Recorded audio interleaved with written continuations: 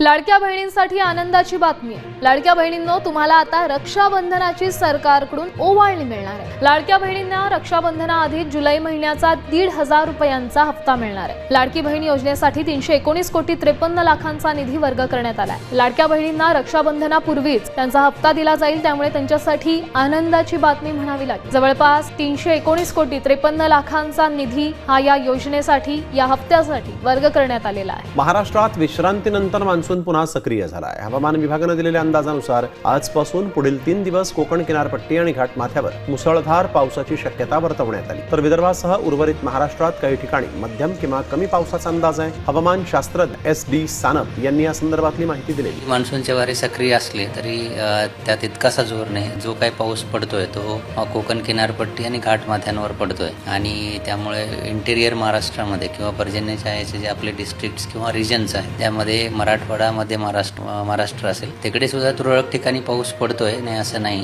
परंतु पावसाची जी तीव्रता आहे ती कमी आहे। तो सर्व दूर नाही, काही ठिकाणी पडतोय, काही ठिकाणी त्याचं प्रमाण खूप कमी आहे किंवा पडत नाही, अशी परिस्थिती आहे आणि अशीच परिस्थिती येणारे 4 ते 5 दिवस असण्याची शक्यता आहे। आजच्या कृषी क्षेत्रातील मोठ्या बातम्या, शासनाच्या घोषणा, अनुदानातील बदल, खरेदी धोरणे आणि बाजारभावांमधील हालचाल सर्व काही तुम्ही पाहणार आहात या व्हिडिओच्या माध्यमातून। वीज बिलामध्ये पुन्हा वाढ, सर्वसामान्यांना झटका, घरगुती दरामध्ये 60 पैशांपर्यंतची वाढ, महावितरणकडून जुलैच्या वीज वापरावर इंधन समायोजन शुल्क लागू, इलेक्ट्रिक वाहन चार्जिंगसह उद्योग, वाणिज्य ग्राहकांनाही फटका बसणार। उन्हाळ्यामध्ये विजेची मागणी विक्रमी पातळीवर पोहोचल्याने महावितरणला महागड्या दराने वीज खरेदी करावी लागली होती आणि या अतिरिक्त खर्चाची भरपाई करण्यासाठी महावितरणने जुलै महिन्यातील वीज वापरावर इंधन समायोजन शुल्क लागू करून हे दर वाढवलेले आहेत।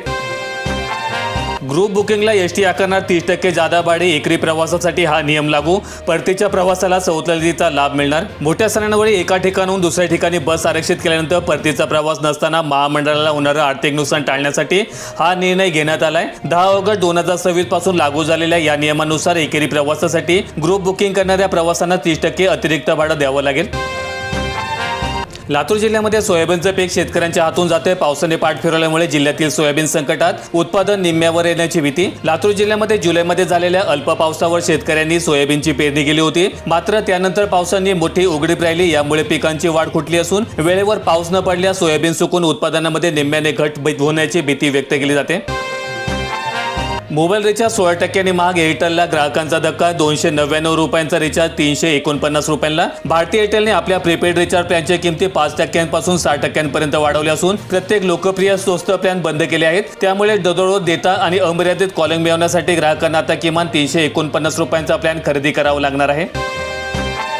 पाण्याची आवक मंदावली, नाथसागरचा विसर्ग पूर्ण बंद, पाणी पातळी 93.38%, गोदावरीमध्ये आवक 2729 क्युसेक। कॅचमेंट एरियामधून पाण्याचा प्रवाह कमी झाल्यामुळे सोमवारी मध्यरात्रीपासून जायकवाडी धरणातून गोदावरी पात्रात सोडलं जाणारं पाणी पूर्णपणे थांबवण्यात आलंय। सध्या धरणामध्ये 93% पाणीसाठा शिल्लक असून केवळ सिंचनासाठीच्या कालव्यांमधून पाणी सोडणं सुरू ठेवलंय। पुणे नाशिक रेल्वे सरळ मार्गाने व्हावी, खासदार डॉक्टर अमोल कोल्हे यांची रेल्वे मंत्री वैष्णव यांच्याकडे आग्रही मागणी। खासदार डॉक्टर अमोल कोल्हे यांनी रेल्वे मंत्री अश्विनी वैष्णव यांच्याकडे भेट घेऊन चाकण आणि मनसर मार्गे सरळ हायस्पीड रेल्वे मार्ग उभारण्याची मागणी केली। यासोबतच त्यांनी मालवाहतुकीसाठी समर्पित रेल्वे कॉरिडॉर आणि PM गतशक्ती अंतर्गत टर्मिनल उभारण्याचं निवेदन दिलंय। नारळाला मागणी, सण उत्सवांच्या तोंडावर दर कडाडले, घाऊक बाजारामध्ये नगामागे 3 ते 4 रुपयांची वाढ, दिवाळीपर्यंत मागणी कायम राहणार। श्रावण महिना आणि आगामी सणांमुळे पुणे मार्केट यार्डामध्ये नारळाची मोठ्या प्रमाणात आवक वाढली। आवक आणि मागणीमध्ये तफावत आढळल्यामुळे घाऊक बाजारामध्ये प्रतिनग 3 ते 4 रुपयांची भाववाढ झाली असून हे दर दिवाळीपर्यंत चढच राहण्याची शक्यता वर्तवण्यात आली। 7/12वर नाव नसलेल्या शेतकऱ्यांना रेकॉर्डवर आणा, बावनकुळे यांचे आदेश, सर्वांना कर्जमाफी आणि शासकीय योजनांचा लाभ। राज्यामध्ये सुमारे 2,31,000 शेतकऱ्यांना तांत्रिक अडचणीमुळे ॲग्री टॅग मिळण्यात अडचण येत असल्याचं निदर्शनास आले आणि या समस्येचे निवारण करून अशा सर्व शेतकऱ्यांची कागदपत्रे गोळा करून त्यांना कर्जमाफी आणि सरकारी योजनांचा लाभ मिळवून देण्यासाठी 15 दिवसात अहवाल सादर करण्याचे आदेश देण्यात आलेत।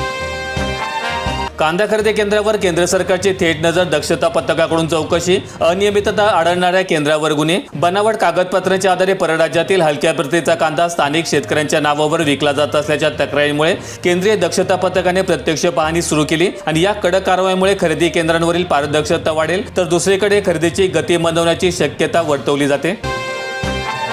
लातूर जिल्ह्यातील ईटच्या पशुवैद्यकीय दवाखान्यामध्ये अधिकारीत नाही, शेतकऱ्यांना भूर्दंड, 10,000 जनावरांची होते उपचारांविना परवड. महत्त्वाची पदे गेल्या 2 महिन्यांपासून रिक्त असल्यामुळे जनावरांच्या आरोग्याचा प्रश्न निर्माण झाला असून पालकांना खासगी पशुवैद्यकांकडे धाव घ्यावी लागते. शासकीय इमारतीची सोय उपलब्ध असून देखील पुरेशा कर्मचारी वर्ग नसल्यामुळे परिसरातील सुमारे 10 गावांमधील पशुपालकांची मोठी आर्थिक पिळवणूक होते.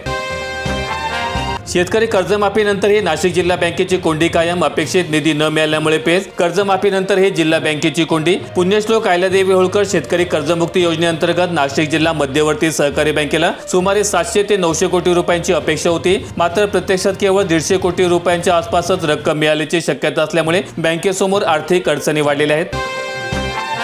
नमो शेतकरी योजनेचा 9वा हप्ता रखडला. लातूर जिल्ह्यामधील 25,000 शेतकरी प्रत्यक्षात. शेतकऱ्यांमधून नाराजी, रखडलेला निधी तातडीने जमा करण्याची मागणी. खरीप हंगामातील बियाणे, खते आणि इतर शेतीविषयक खर्चासाठी पैशांची गरज असताना खात्यामध्ये निधी जमा न झाल्याने शेतकरी वर्ग चिंतेत सापडलाय. लाभार्थी शेतकऱ्यांनी ई-KYC व बँक खात्यांशी संबंधित माहिती अद्ययावत ठेवूनही प्रशासनाकडून पुढील हप्त्याच्या वितरणास विलंब होतोय.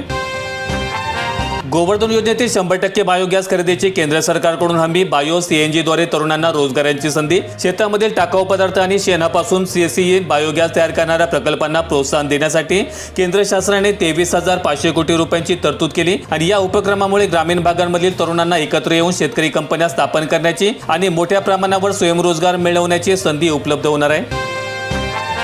नुकसान जास्त पण भरपाई कमी. 15% क्षेत्रातच पीक विमा.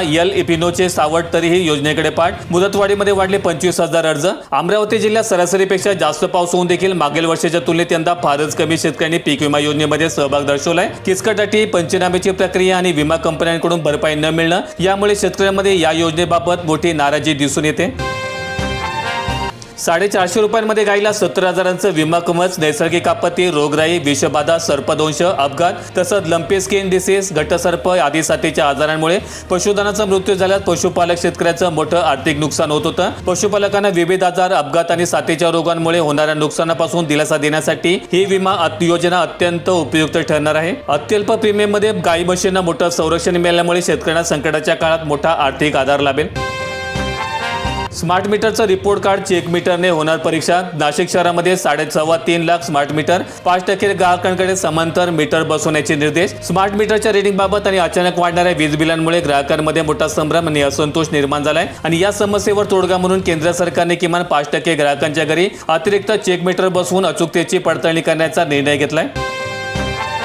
सोलापूर जिल्ह्यातील पंढरपूर परिसरात ऐन पावसाळ्यामध्ये भूजल पातळी घटली. विहिरी कोरड्या, पाणी टंचाईची भीती. बळीराजा चिंतेत, पिकांवर परिणाम. 3 महिने उलटले तरीही दमदार पाऊस नाही. पंढरपूर तालुक्यामध्ये पावसाचे 3 महिने उलटून गेल्यानंतर देखील पुरेसा पाऊस न पडल्यामुळे विहिरी आणि बोरवेल अजून देखील कोरड्याच आहेत. पावसाच्या अभावामुळे भूजल पातळीमध्ये कमालीची घट झाली असून आगामी काळात पिण्याच्या पाण्याची आणि शेतीची मोठी टंचाई निर्माण होण्याची शक्यता वर्तवण्यात येते. बुलढाण्याला कर्जमुक्तीचे 295.47 कोटी वितरित. पुण्यश्लोक अहिल्यादेवी होळकर शेतकरी कर्जमुक्ती योजने 2026 अंतर्गत बुलढाणा जिल्ह्यामधील 34,855 पात्र शेतकऱ्यांच्या बँक खात्यांवर 295 कोटी रुपयांचा निधी थेट वितरित करण्यात आलेला आहे. गायरान आणि वर्ग 2च्या जमिनी परत का घेऊ नये. छत्रपती संभाजीनगर जिल्ह्यामध्ये 397 भोगवटधारकांना नोटीस बजावणार. शासकीय जमिनींचा बेकायदा व्यवहार. जिल्हाधिकाऱ्यांच्या तपासणीमध्ये शासकीय नियमांचं आणि अटींचं उल्लंघन करून जमिनींची अवैध खरेदी विक्री झाल्याची 397 प्रकरणं उघडकीस आलीत आणि या अटीभंग प्रकरणी संबंधित सर्व भोगवटधारकांना जिल्हा प्रशासनाकडून कारवाई सुरू करण्यात आली असून त्यांच्या जमिनी शासन जमा होण्याची शक्यता आहे. व्हिडिओ आवडला असेल तर लाईक ठोका, शेअर करा आणि अशा दैनंदिन शेतकरी बातम्या अपडेट्स मिळवण्यासाठी सबस्क्राईब करून बेल आयकॉनचं बटन दाबा.